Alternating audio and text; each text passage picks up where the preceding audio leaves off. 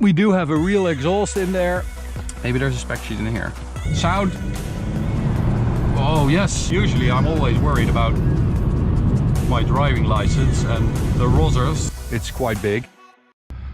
What's up everyone? Welcome to this POV review by AUTOBAHN. My name is Max and today we are driving this Mercedes-Benz E200. And well, why, you might ask? Well, sometimes we like to drive the entry-level cars because one, it keeps us with both feet on the ground. Two, it sort of reminds us how crazy and special the top models are and the crazy cars we drive. So it's sort of also to make sure that an E63S doesn't get normal, basically. And three, well, of course, this car is a lot more affordable than an E63, and there are a lot more of you who are probably able to afford one of these instead of an E63, or at least closer to it. So sometimes we do this and people ask us about it sometimes as well. So here it is, E200. Spec, well, annoyingly Mercedes didn't supply a spec sheet this time. So I don't really know the specs of this car. I know that it has 17-inch wheels, which look even smaller, to be honest, with a very large tire on there, 55, so a very high tire. That of course benefits the comfort. And we'll take a look at the engine to see if the color is here somewhere. Sometimes it is. It is not. No, don't think so. All right, E200. So this is a 2-liter 4-cylinder engine with 184 horsepower and 300 newton meters. As I said, it's the entry-level model, so it's the base model, the cheapest one. And we've even got a sticker there, so Mercedes really doesn't care how it looks. At the rear, we do have a real exhaust in there, as opposed to the diesels, which have a fake one. Maybe do some practical stuff in this review as well. Very large boot, I have to say. It's quite big. And well, while we're at it, let's put this seat forward a bit, like a normal person would sit, and then sit in the back.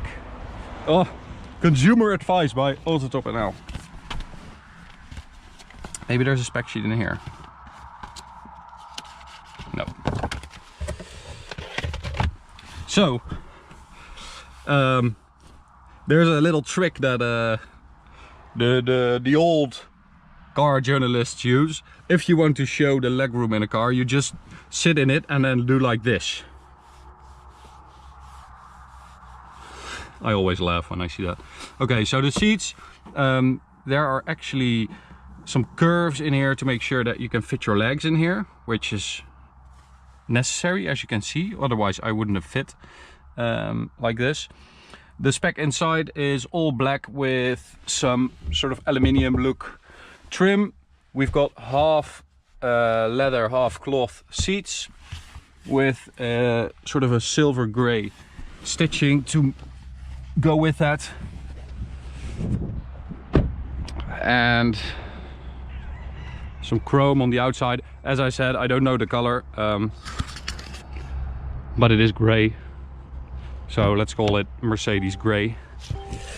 And at the front we've got the shiny piano black trim. And we've got the standard audio system. So it's basically just a regular E-Class, which we don't really drive that often. So it's actually kind of nice to drive a car like this. I'm not joking. I really mean it. It's kind of cool to see what a normal E-Class looks like.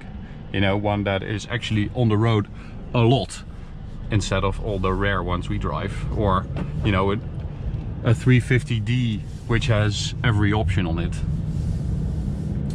And this car even as the standard springs, which I don't think we've ever driven an E-Class without the air suspension.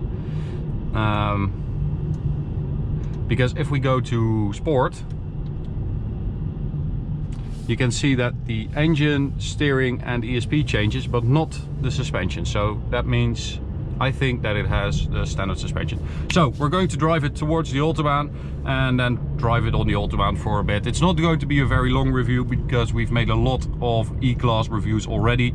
So if you want to see one, go check out this one. I'll link any of them up here. Check out this one for more info on the E-Class. And well, I'm just going to focus on the base one today. Also, subscribe if you haven't yet, so you don't miss any videos. Turn on that bell for notifications. And if you like, check out our watch brand. It's called Ignition. This is our merchandise, so we do this instead of t-shirts and hats and stuff.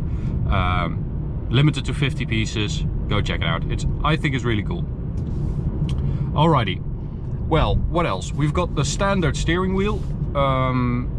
If you have seen some of our E-Class videos, we've pretty much always had the new one with the aluminium on here, which is very shiny. This is a bit more sober, but I really like it. It's quite soft, it's squishy. Yeah, it's not a bad steering wheel, to be honest. What else? You can actually also get this car with the standard dials, so you get the classic analog speedometer and tachometer. This is an option to get the dual screen 12.3 inch. So that's pretty much, you know, one of the few luxuries this car has. It also doesn't have a panoramic roof, and it has an automatic gearbox, 9-speed automatic, which is standard on this car. You can get a manual. Driving it, well, it is very comfortable actually, but it's not floaty. I think that, you know, if you drive a sound, oh yes, just kidding.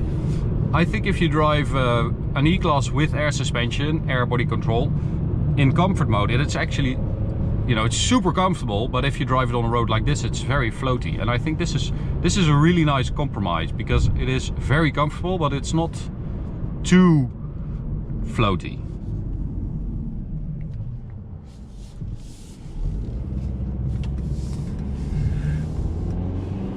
Other than that, I mean, the suspension is really good. It soaks up all the bumps. I mean, it's got those huge 55 tires, so that also helps. And well, let's talk about the engine, because we are coming up to the Autobahn.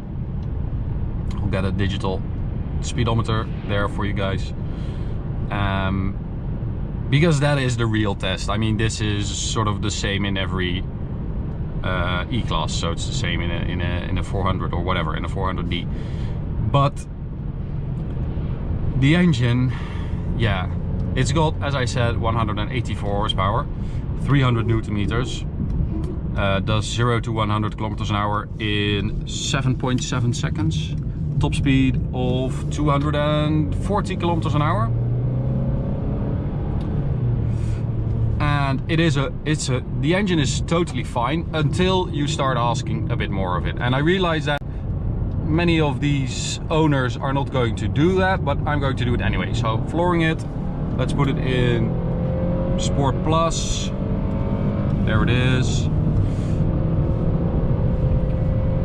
So this is when you sort of really notice that it's the base version, because it's not quick. It's quite slow.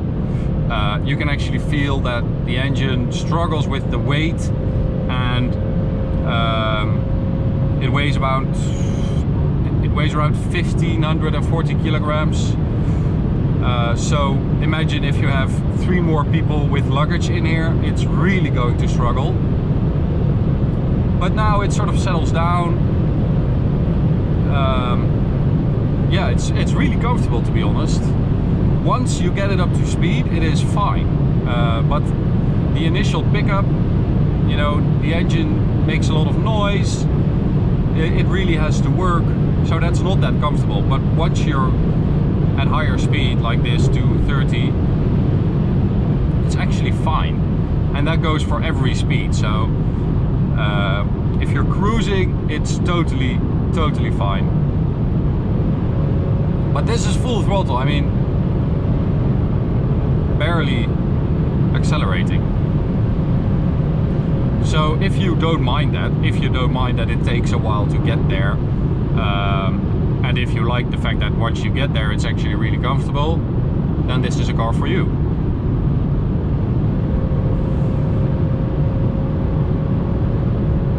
But you can also go even further and get the, I don't know exactly what it's called, it's sort of a package, the silent comfort package, something like that.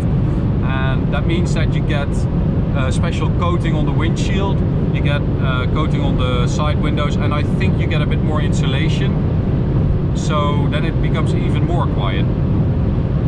But this is already really nice.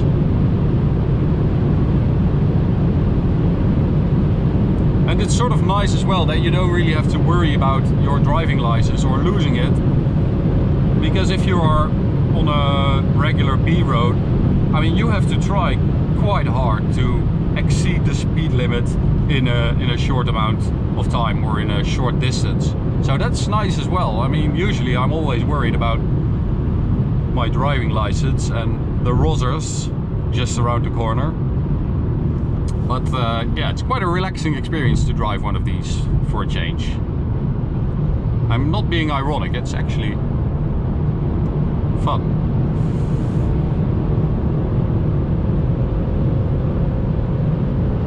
I'm trying to discover any more options that this car has that I haven't noticed. It also has the ambient lighting, of course, which is famous in the E-Class and the S-Class. Yeah,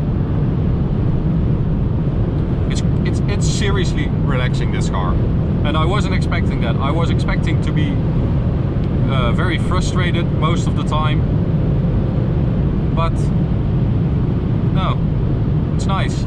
It's a nice car. I like it.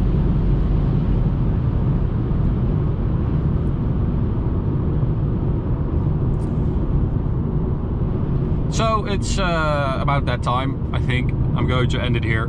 Please let us know what you think. I mean, I know that it's not what you're used to, it's not what we are used to, but we did it anyway. So we're curious to see what you think about this car and about these videos. You can subscribe by clicking the big button right here. You can also check out this POV review, or you can check out this POV reviews playlist. We've made a lot of these, so if you like it, check out some more. And I will see you at the next one. Thanks for watching, guys. Bye.